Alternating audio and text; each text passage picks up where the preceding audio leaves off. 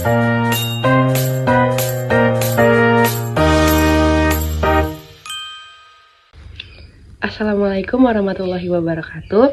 Izin memperkenalkan diri, nama saya Safira Dwi Hakimah dengan NPM 2412011249.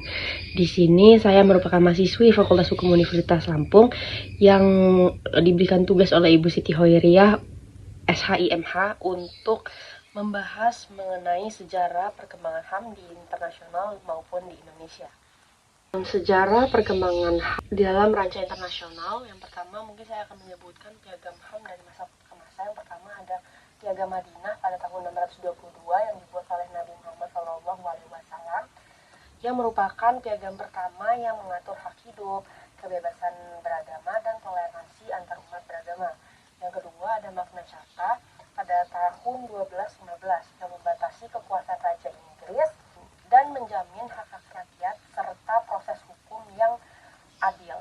Kemudian tiga ada Bill of Rights pada tahun 1689 yang menegaskan hak-hak dasar warga Inggris dan supremasi parlemen atas kekuasaan raja. Kemudian ada empat ada Declaration of Independence pada tahun 1776 yang menyatakan kemerdekaan Amerika dan hak-hak dasar seperti hidup, kebebasan, dan kebahagiaan.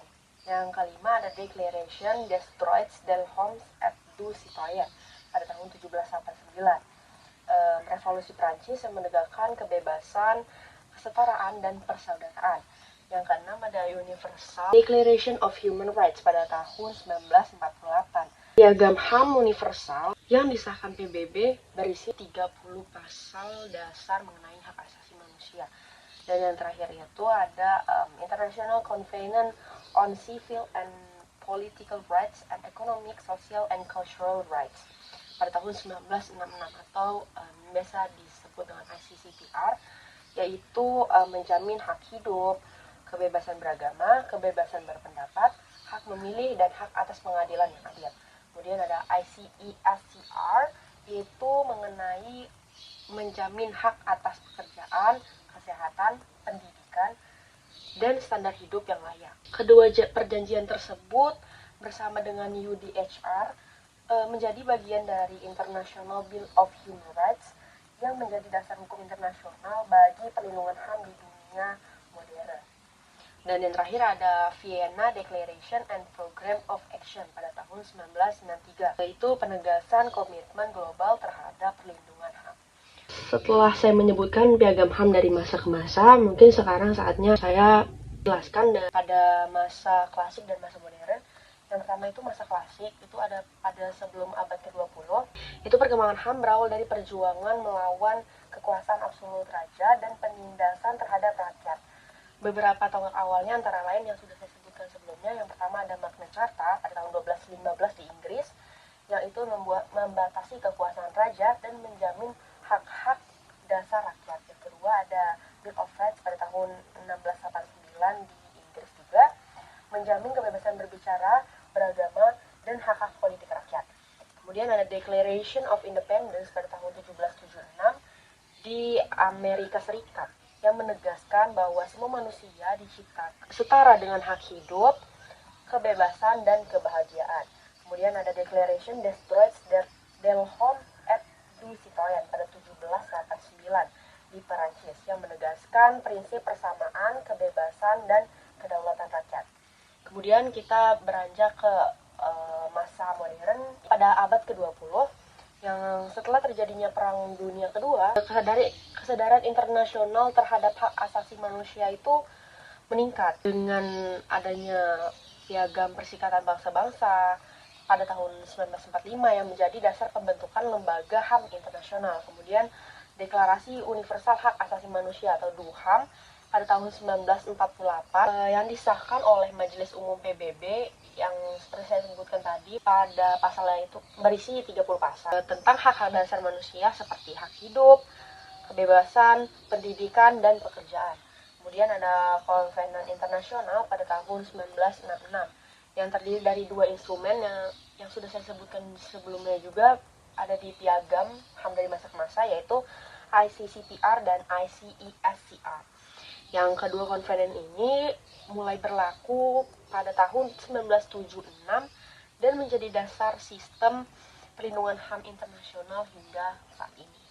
Setelah membahas sejarah perkembangan HAM di internasional, sekarang saya akan membahas sejarah perkembangan HAM di Indonesia. Sejarah perkembangan HAM di Indonesia sendiri tidak lepas dari perjalanan panjang bangsa dalam memperjuangkan kemerdekaan dan menegakkan keadilan sosial.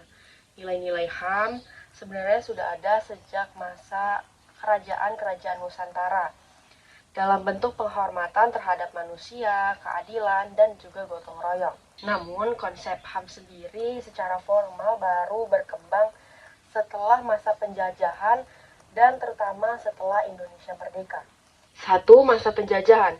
Pada masa penjajahan Belanda dan Jepang, rakyat Indonesia mengalami penindasan, kerja paksa, dan pelanggaran terhadap hak-hak dasar hak asasi manusia. Kondisi ini mendorong tumbuhnya kesadaran nasional untuk memperjuangkan kemerdekaan dan kebebasan yang merupakan bentuk awal perjuangan hak asasi manusia di Indonesia. Kemudian pada masa pergerakan nasional pada awal abad ke-20, muncul berbagai organisasi seperti Budi Utomo pada tahun 1908, Sarekat Islam pada tahun 1911, dan Indische Partij pada tahun 1912. Yang memperjuangkan hak-hak politik dan sosial rakyat Indonesia. Gagasan tentang kebebasan, kesetaraan, dan hak menentukan nasib sendiri menjadi dasar perjuangan bangsa menuju kemerdekaan. Kemudian pada masa kemerdekaan tahun 1945, perumusan HAM secara eksplisit muncul dalam pembukaan Undang-Undang Dasar 1945, terutama pada alinea pertama dan keempat yang menegaskan kemerdekaan ialah hak segala bangsa. Selain itu, pasal 27 sampai 34 Undang-Undang Dasar 1945 juga memuat jaminan terhadap hak-hak dasar warga negara, seperti persamaan kedudukan di hadapan hukum, 2. Hak atas pekerjaan dan penghidupan yang layak, hak berserikat dan berkumpul, hak untuk memperoleh pendidikan, dan hak mendapat jaminan sosial. Kemudian masa Orde Lama pada tahun 1945 sampai dengan 1966. Pada masa ini penegakan HAM belum menjadi fokus utama pemerintah. Isu HAM sering dikaitkan dengan kepentingan politik dan ideologi. Pemerintah lebih menekankan stabilitas nasional dan pembangunan ekonomi daripada perlindungan hak individu. Akibatnya banyak pelanggaran HAM terjadi, terutama terhadap lawan politik. Kemudian pada masa Orde Baru pada tahun 1966 sampai dengan 1998, pemerintah Orde Baru di bawah Presiden Soeharto menekankan keamanan dan stabilitas nasional. Namun, periode ini juga dikenal dengan banyaknya pelanggaran HAM seperti pembatasan kebebasan berpendapat, penangkapan tanpa proses hukum, dan pelanggaran di daerah konflik, misalnya Timur Timur, Aceh, dan juga Papua. Meski demikian, pada masa ini muncul langkah awal pembentukan lembaga yang memperhatikan HAM, yaitu Komisi Hak Asasi Manusia atau Komnas HAM, yang dibentuk berdasarkan keputusan Presiden nomor 50 tahun 1993. Ini menjadi titik awal pengakuan resmi terhadap HAM oleh negara. Dan terakhir ada masa reformasi, yaitu pada tahun 1998 sampai dengan sekarang. Reformasi 1998 menjadi tonggak penting bagi perkembangan HAM di Indonesia. Setelah tumbangnya Orde Baru, pemerintah dan masyarakat menuntut transparansi, demokrasi, dan penghormatan terhadap HAM. Beberapa kemajuan penting yang terjadi yaitu ada amandemen UUD 1945 pada tahun 1999 sampai dengan 2002 yang memasukkan bab 10A tentang hak asasi manusia pada pasal 28A sampai dengan 28J. Kemudian ada di TAP MPR nomor 17 garing MPR garing 1998 tentang hak asasi manusia. Kemudian pada Undang-Undang nomor 39 tahun 1999 tentang hak asasi manusia yang menjadi dasar hukum nasional bagi perlindungan HAM. Dan yang terakhir Undang-Undang nomor 26 tahun 2000 tentang pengadilan HAM yang memungkinkan penuntutan terhadap pelanggaran HAM berat seperti genosida dan kejahatan terhadap manusia. Selain itu, Indonesia juga telah meratifikasi berbagai perjanjian internasional terkait HAM seperti ICCPR pada tahun 2005 tentang hak sipil dan politik, dan juga ICEACR pada tahun 2005 tentang hak ekonomi, sosial, dan budaya. Baik, mungkin itu saja paparan yang saya berikan mengenai sejarah perkembangan HAM di internasional dan juga di Indonesia. Indonesia. Apabila ada kesalahan saya, mohon maaf. Saya akhiri, wabillahi taufiq wal hidayah. Wassalamualaikum warahmatullahi wabarakatuh.